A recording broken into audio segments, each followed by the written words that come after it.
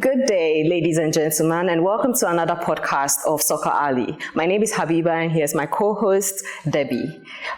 Today we are joined by Edi, who is a football agent. Yes, welcome, Edi. Nice to meet you here. Thanks for the invitation. Oh, you're always welcome. It's our pleasure to have you. Glad to be here. Okay. And I'm very interested for the next time discussing with you different topics regarding football and maybe other stuff. Yes, inshallah. God willing. All right. Can you tell us a bit about yourself and your work as a football agent? So myself, as I'm not the youngest guy, I could tell a lot about my life. Right. Make it short. Okay. Let's start. My original profession was as a banker manager. Oh, nice. I was not born into football Me too. business. We are together. Yeah. After I retired from bank job, I decided to do something which I have always some connection and ambition to do. And so I started this football business. Okay. More than as an ambition and as a real job to get money out of it. More like passion, a hobby. It was passion, it was hobby. Okay. It was something where I thought I can also need or use some skills I learned during my bank job. And so I started to scout in Austria first. Okay. So yeah, I forgot to tell you that I'm from Austria. Oh, yes. Europe. Okay. Don't mix it up with Australia. No. Yes. So it's Austria in Europe. It's quite middle of Europe. Our neighbor countries are these big, especially football countries like Germany, like Italy. So we are in the center of it. And from these scouting events, it was accidentally that I got in touch with Ghana. Okay. Because my older daughter was working here as a doctor in a hospital in Ghana. Okay. And when she arrived here, you know the difference between European and African culture. Right, Might yes. be big. She was not really used to some things. And I got a little bit Worried, yes, as a parent. I knew that. Was coming. I decided I will go there, I will visit her, I will have my own mind and get my own opinion about the situation. So I booked my flight, came to Ghana. It was 2011. Okay. And once I was there, we got in touch with some people, local people, and she also organized her situation in the hospital very well. So it was really everything in a good situation. And so from this moment, I started to fall in love with the country, with the climate, with the people. And that's the reason why I was connected, or I have been connected with Ghana since this year. Yeah, 2011. That's so many years. Please, I'm a mathematician. How many years is that? Yeah, that's about 2011, 2014. It will be in January exactly 15 years. January 2011, it was the first time I was. Okay. So that's like 14. And as on the way from Accra to Volta region, Which is a distance. I had to pass Sogakope. And Sogakope at this time, there was the Red Bull Academy, football academy. And you know, Red Bull is originally located in Austria. So I decided to visit this Red Bull Academy. Okay. And this was the beginning of my contacts, of my network in football in Ghana. Okay. How long was your daughter in Ghana for? She was staying just a few months. It was after her study. And she decided to make some practicing in a foreign country. Okay. And then rather to get this experience before she's thinking about family planning, about career and all these things. So. Okay, that's good. So your work as a football agent, how has that impacted you? What is your experience, your general experience? It's not that easy if you make it serious. If you want to do it serious, it's not an easy job. Okay. Because you have to consider a lot of of things. Okay. You have to consider the personalities of the player, the family, the markets in the country you are scouting, in the country you want to bring the players. So everything has to be fit. So it's a wide spectrum of things you have to consider. Okay. So what would you say the difference is between a football agent and a scout? A scout, the task of a scout is to find the best talents. Okay. A football agent is something like managing the player, as an intermediary to find the right place for this player in the right country, in the right league. So it's more in the market, involved in the international market. Okay. As a scout, you are not looking for clubs you want to bring the player. Okay. You just try to find the best talents. Okay. So you could have been a coach, you could have been a technical director, you could have taken any other role. Why did you choose scouting? As a coach, I think I would lack a little bit experience of professional football, active professional football, because I was never playing active professional football. I would like to play football, but it was never professional in the club as a professional. So I think when you are a coach, it would be good if you played before. You get your experience with your coaches, and you can make something, mix the best of them, and do it as your own coaching. Yeah. Okay. This I was lacking. Secondly, I think from my personality, maybe I'm a little bit too impatient also. Oh, okay. That makes sense, because you need to have the patience to teach. If you feel yourself, you are not comfortable in this job. And as I told you, I started football business, this kind of football business for my passion. Yes. And I'm always trying to connect the business with some chilling moments. Okay. If you are a coach, you cannot always decide that you have your chilling moments. Yes. If it's necessary, maybe you have to do work every day, 8 hours. That's get true. the team in the right structure. You always have to be screaming and shouting. Yeah. So, and therefore it was never an option for me. Okay. What qualities do you think make someone a great scout or agent? A great scout. Yeah. We have to decide in scout and agent. For a scout is very important to get experience with different countries or different football locations. Okay. I mean, you cannot buy experience. Yes. You get it by yourself. Yes. It means even as a scout, you have to find a certain network also. Because you should know as a scout what is the demand of the market. So if I scout a player here in Ghana and I think he is good enough for a team in Accra, that doesn't mean that this player is good enough for a team somewhere in Europe. Okay. Yeah. So as a scout, you should be aware what are European teams looking for. That's true. Yeah, so you have to find this experience, and this you can do because normally scouts are not going to Europe and asking the clubs directly what do you want to see. But there are some guys in between, like agents or agents companies or some scouts from European clubs. Okay. So you have to talk with them and ask them. This is the most important thing, not to propose them the players you are thinking they are good. Okay. You have to ask them what you want. They need, yeah. Okay. If they are looking for a special type of players, you should go for these special types. And this is what a scout does? Yeah, this is Okay. a scout. So what does a football agent do?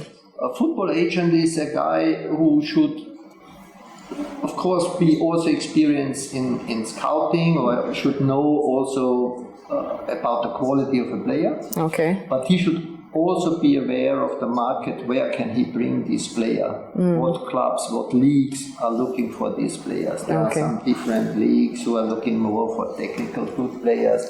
Okay. We have some leagues they're looking for athletic players because their fighting spirit is more in these leagues. So for an agent, is especially the international contacts very important. Contacts to local agents, because an agent is normally, he has a homeland. Normally he's most familiar with his land where he's coming from. But he cannot be familiar with all the countries in Europe, for example. So and I'm coming from Austria, I don't know the market in Spain. I know roughly, but I'm not in detail, or the market in Sweden. So I have to try to find a partner in these areas, cooperate with them, so I know what players are demanded, requested by these clubs. So I can give this information to my scouts in the different countries, Ghana or in other countries. So look for this type of players. So it's football in general is a business of networking. So basically, you need some form of technical eye as a scout to do your job. So I can't just wake up and say that I'm going to scout for players when I have no idea. I'm only thinking about the sellability and how much money I can make. I can't do that. I need to be technical and know that, okay, so this player is good, but he can't play in Austria. Because, this is difficult for the scouts if they has not the right experience. And this was something which I also was my own experience in the beginning, in the first years, when I was talking with local scouts, and everyone is telling me that he knows players who are the second Messi or the second Ronaldo or whatever. In the beginning, I was really believing them, but it's maybe the Messi of the village. I get that. Not the real Messi. There's the exaggeration to oversell. And this is something which the scouts should also be aware. Once they're starting to exaggerate or to lie, they will lose the reputation. So I will not go to these guys again, because I know they're talking. Because as a scout, your credibility is on the line. Of course, And this is what the guys sometimes not understand. You have to build up a reputation. You have to be reliable, and you should not think about money in the first step, because if a player has really the quality, the money will come in the future. And if he has not the quality, and you want to sell him as a quality player, and it will not work, then money will not come, and your reputation is lost also. That's true. So it's therefore very important for the scouts to be humble, and if they cannot find the right player for 3 months, they should search for another month or another month. It makes no sense to bring players who are not with the right potential. True. Okay, so what would you say scouting is like? The difference between scouting in Europe and scouting in Africa? Scouting in Europe is maybe a little bit easier because the market is more transparent. You have, especially in the Western European countries, you have academies all over. So if there is a 14, 15-year-old player who is good, the whole country knows him. Because it's transparent. It's transparent, There is an academy competition where you can see him, you can see him on different medias. In African countries, it's more difficult, because if there is a good player somewhere in the north, you might not even know him here. That's true. And it's difficult to bring scouts from Europe to the north, because you have to travel one day there, one day back, and they just want to stay for 2 days. So that's true. So therefore, scouting for sure is easier in Europe, even international. So if there is a good player in Croatia, it's more likely you know him in Europe, in Austria, Spain or anywhere, Spain or wherever. It's easier than when there is a good player somewhere. Even Ghanaians might not know him. So you've been scouting for like 14, 15 years. How would you say scouting has changed over the years? Well, it's getting more international, but it's getting also more crowdy. You know, you can see more agents also from Europe coming here. Okay. Sometimes these agents are not really reliable also. Okay. So that's the problem. The agents from Europe? Yeah. Okay. That's the problem. That is a negative impact in the market. Okay. Because what I always try to make the players and especially their families, to make them understand this boy, his first step will not be Barcelona or Manchester City. His first step will be some club in Europe who is ready to develop him. Okay. So you try to explain it, and then all of a sudden some agent is coming I'm promising the world. and tell them, forget this guy. Next week you are in Barcelona. And of course, that's exactly what they want to hear. Of course. Because they were thinking this boy is born for Real Madrid or for Barcelona. Yeah. And then someone is telling them, yes. They'll fall for it. Yeah, don't fall for it. So And then, you know, it's wasted time, wasted money. And then the boy will never make career because they take him somewhere in Europe and he's playing instead of Barcelona in the 4th league of Spain. He get not paid, the agent disappears, he's stranded somewhere. And that's And then that's the problem. his reality. His reality now. okay. So what do you? How can they pick the ones who are overselling or overpromising? It's difficult, you know, if people hear this magic word money, it's difficult that they stay calm and they stay real. And that's the problem, especially if you are in a poverty and if you are struggling with your life and someone is promising you quick money, it's difficult to hold them back. Yes. A different situation than in Europe. Of course, also in Europe we have a lot of stupid players or families, but It's easier to deceive the ones here. Yeah. It's easier here to tell them some stories which they want to hear and to forget everything else, and they don't think it's this real. For example, it's in smaller countries like Liberia. If they are talking, this is the guy for Manchester City, then I ask them, how many players from Liberia are playing in the Premier League, in Serie A, in German Bundesliga, in France First League? 0. True. Now tell me why this boy should be the first one. What makes it difference to all the players who went to Europe and did not and are not playing in this league? So what makes this boy different? Yeah, that's true. Sometimes you have to need even some harsh words Yes. to get them a little bit down. Yes. Yes. And but everyone is thinking because of their of this small area which they are Occupying. Yeah, which where they are know, from. Yes. Yeah. Because a local small Messi doesn't mean that he is successful in Europe. Yeah. Because you need more than to make some small moves. That's true. This is difficult to make them understand. Yeah. It's a hard pill to swallow. Yeah. Yeah. So, has technology influenced the way you scout today? A little bit, of course, because the videos and all this stuff, you can send them faster and this and that. But on the other side, these teams or these clubs, these areas where you are scouting, sometimes they have not the possibilities and the opportunities to provide you with a real good technical material. Yeah.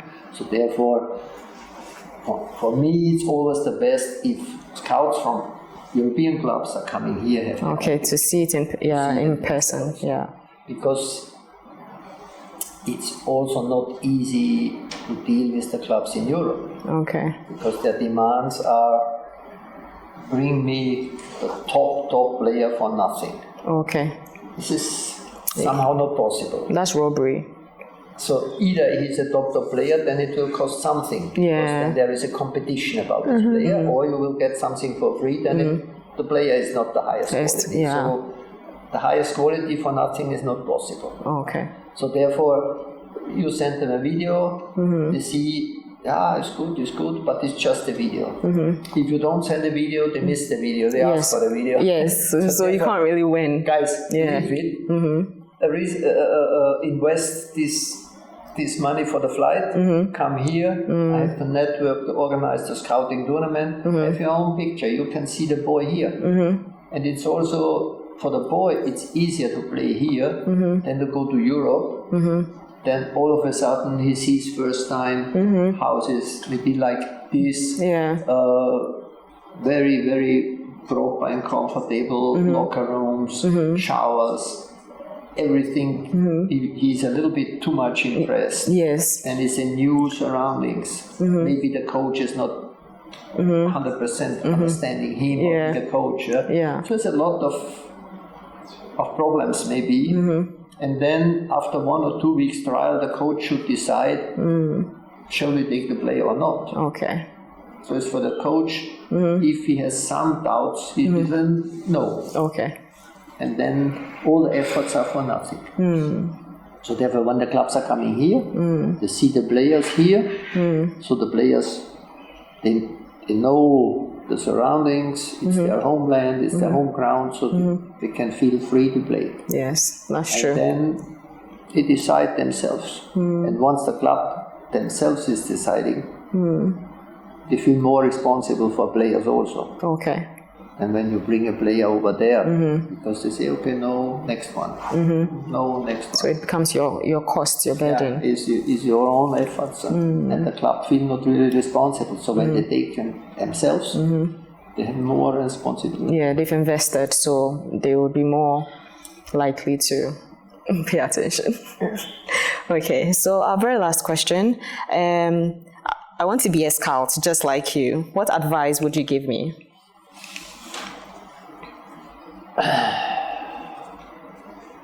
On both sides. One side, the field you are looking for and the players you're looking for. On the other side, as I told you, to find some international contacts. Okay. Because you have to find a strategy for yourself. Okay. What you want to scout and why you want to scout these type of players, for whom you want to scout. Okay. And what is your benefit? What is your position in this network? Okay. So you have to find the strategy, and this is depending on your network. So the first thing, in my opinion, is to get people somewhere in Europe or in Asia or wherever. Okay. To get in contact with them. Okay. Tell them that you are here locally scouting for players. Okay. Changing information, market information, and this I think is the starting point. Then you are aware a little bit more, even if you have not been at these markets, but you get aware what the clubs are looking for. Okay. These types of players they are looking for. Okay. Then you go there, and I know that, for example, in special countries they're looking for very tall, strong players.